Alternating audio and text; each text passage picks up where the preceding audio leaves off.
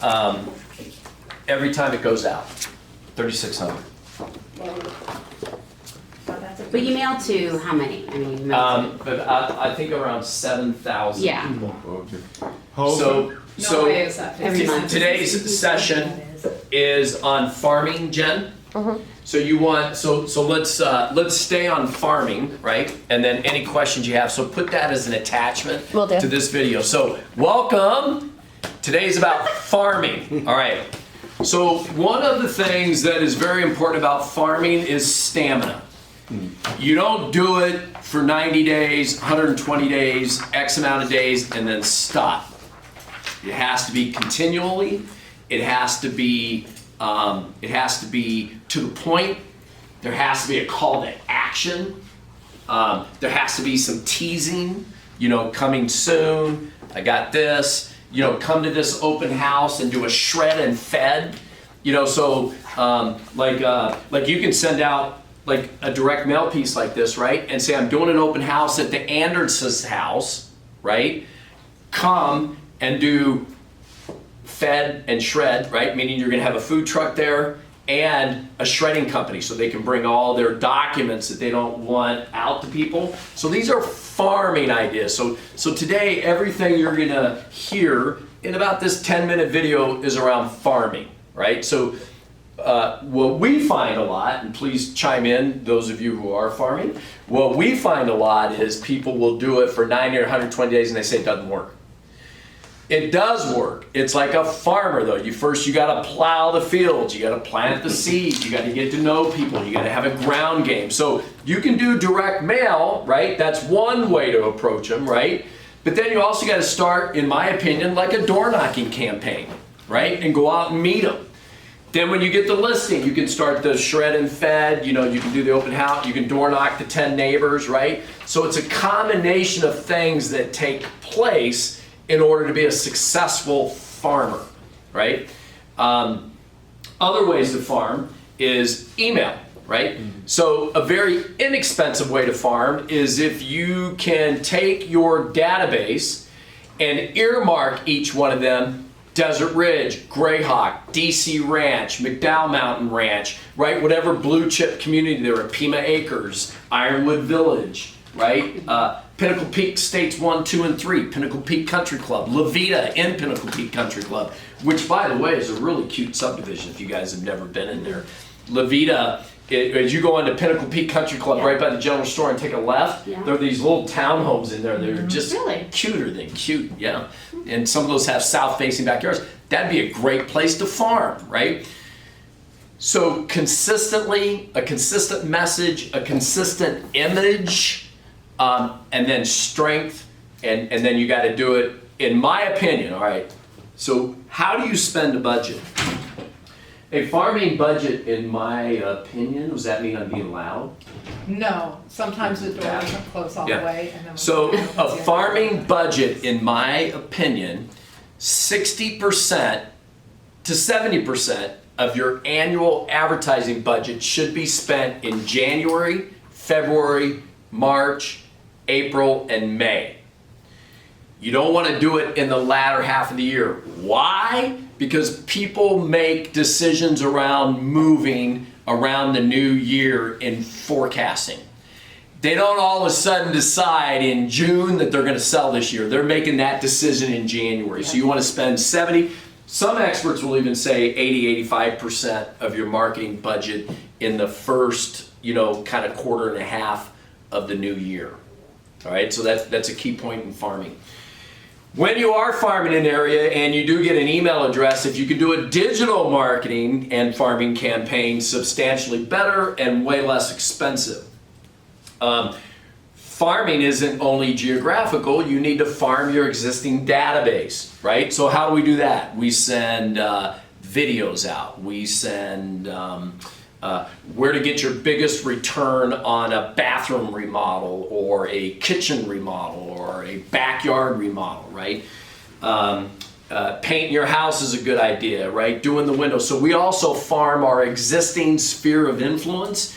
Nicole, you're really good at that, right? Yeah. So you got to keep in touch with your database on drip campaigns. That's another farming technique, right? A lot of people don't talk about farming your existing database, but is Right. there income there? Yes. Do you want, That's number one, number one, really? Yeah. number one, Yeah, yeah. always. So, just listed, just sold is farming, right? Hey, just put this house on the market, send that out to everybody. Do you have any of those little cards with you on the, I have Yeah, some so- examples. yeah, but- you wanna go, okay. Yeah, but one of the things I like to talk about is if you're going to send out one just listed, don't send it, because it has no impact. Sure, It's if you know you're getting a listing to do a coming soon, followed by a just listed, followed by a door knock, followed by an open house, because direct mail begins to work after the 7th touch. So if you're only gonna do one, or you're gonna do two, and nobody in that neighborhood knows you yet, you're wasting your time and money. So it's consistency, like Dell said, and it's that layered marketing. It's the door knocking, the open houses, the direct mail, the social media, targeted the ads. invites, Yeah. invites are a big deal. It's the, come have a drink with me and Dan Marley at Marley's Pub, right? Marley would be there from 4 to 5. First drink's on me. It's that kind of stuff that plays a role, right? So that's digital farming, right? And then there's also farming your Facebook. Are your Facebook friends and LinkedIn friends making housing decisions? Yeah. So every once in a while you want to take a picture of you in a novelty, in a subtle way of getting out to your Facebook friends about what you do, right? And it's not always, if you're always just posting about, look at the house I sold to this satisfied customer, or, look at me, look at this paycheck, look at this, $1 million producer, me. No. Yeah. One of the best postings I had on Facebook was, I saw this really cool deal that it was a no-handle dishwasher. And you went up to this dishwasher and you went like this, and it whoosh, opened up. And I was like, what? And so I went on Facebook and I said, watch guys, check this out. I'm showing houses and look at this kitchen that I just bumped into. Do you see any dishwasher here? And it was like, no. And then watch this. Bang, and it opened up. That's a subtle way. What did I do? I said, oh, check this out, right? But I said, I'm out showing houses and look what I bumped into. The other thing that I ran into is I saw this mirror. Medicine cabinets? So there was a painting, sorry, it wasn't a mirror. It was a painting where a medicine cabinet should be. And I'm like, there should be a medicine cabinet there. So I kind of fiddled with it a little bit and it slid over and the medicine cabinet was behind it. And I'm like, that's a good idea. So that's another thing that I posted. I've seen laundry rooms that have dual hampers that also service the other side of the master, right? Unique, right? Or unique safes in a house. Obviously, you don't want to disclose the house, but anything that you see that's a novelty idea that you want to share with your friends, those are all farming ideas. So we got just listed, just sold, blankets, Facebook, digital campaigns are all farming ideas. So it's important, don't bother to farm if you don't have a CRM that's updated, that you're dropping people into, right? Don't even do an open house anymore if you're not dropping people into your CRM. And if you don't have a CRM at this time, shame on you, right? So you need to be dropping people into either Follow Up Boss, Sync. Remax has one for free right on your Mac Center, right? We have a free, it has drip campaigns, all kinds of stuff. So use the stuff that we give you for free if you don't want to go out and get like an upgraded source, because Remax does have a good one. Here we go. So, And I'll start, for those of you who haven't done geographic farming before, I'm happy to sit with you and look at different geographic areas, because some people get paralyzed by not knowing where to send stuff to. So it's important to find an area that has a good turnover rate, and I can help you determine what that looks like. In Maricopa County in the greater Phoenix area, we've got anywhere from 4 or 5% turnover to 10% turnover. So imagine if you're farming in an area that has 4% turnover rate and you're wondering why it's not working versus a 10%. So I always try to say, put as few obstacles as possible in place. Look and see if there's a dominant agent in the market. If you're gonna go market in 85054, there's a dominant agent there that you're Who's gonna that? have to overcome. Del Rounds from Remax Fine I'm Properties. So we can look and see good turnover rates, no dominant agent, and dominant means 25% or more of the sales in a particular Right, and to market. give you an idea, so Julie just said I'm a dominant agent in Desert Ridge, and I think we have maybe 10% of the market.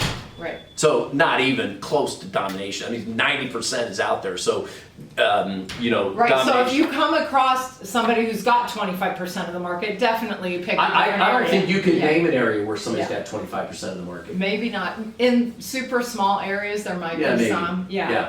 So- But these are really cool. So these will all be attachments on here, right? So here's more on the market, right? Here's one that says great realtor, looking for a great realtor, and then he's got his little baseball thing, right? But like the call to action, like if I was doing this one, the call to action for me would be call me. I got baseball tickets, right? Or because you gotta push them in some direction. That's why the shred and fed, right? Come see me and bring your box, you know, to shred documents. But some type of call to action Some is hook, very, yeah. And 'Cause a lot of you'll people notice get that. different sizes. So there's Yeah. a whole lot of different ways. There's Yeah. first class, there's bulk mail, there's every door direct, and each one of those types of mailings has a different size requirement. Yes. So it's important to know that before you start on the design, and there's different pricing. And so if you have questions about that, I'm very familiar with all of those different requirements, and I can help you figure out what your budget is, what your area is, what your message is. So it's important to have all those things. And I think you do a year without looking up and not expect anything in that first year. Just do it consistently. Yeah. Stamina is crucial. It's crucial. Consistency. Yeah, and then Julie's right. Thanks for touching on that. You can go to the post office and drop these off, and now there's a system to where everybody in that zip code will get your direct. It's called direct zip. Direct zip, I think, is the name of it. Every And it's door like- direct mail is Every by door direct. carrier route. So Yeah. you don't get to choose the subdivision, it's based on a carrier route. Some of them fit nicely within subdivisions, some are kind of janky. Right.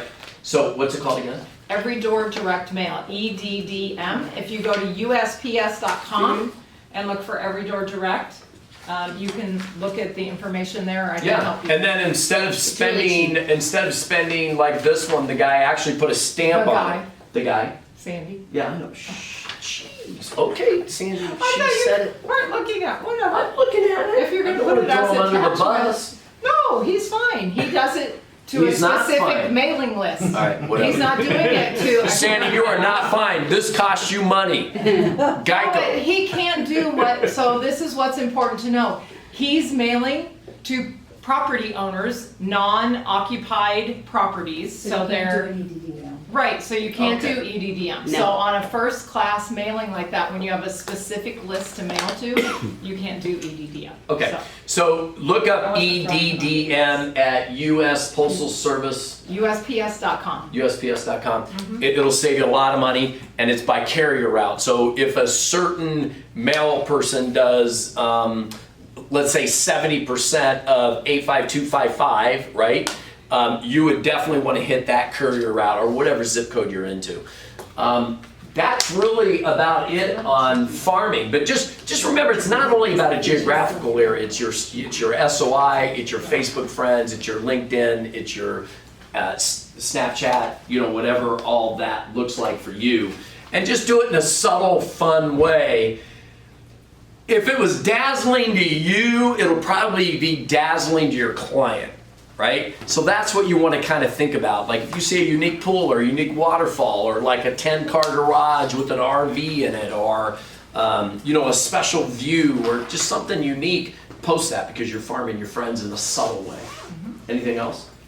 I think there's a couple of other ways that you can farm if you want to do handwritten letters to a subdivision and not put, you know, a postcard so they see right away that it's a real estate marketing tool. You can, you know, create a letter, put it inside of an envelope and do handwritten address. People are more likely to open that. There's also something that's very successful called the Yikes letter. Let's say you had a listing, it sold quickly, and there were a lot of other buyers. You can send something out to the neighborhood saying, yikes, this sold quickly, I've got other buyers looking in your area. So it's actually not well, it could be a postcard, but it's a letter addressed to the homeowner.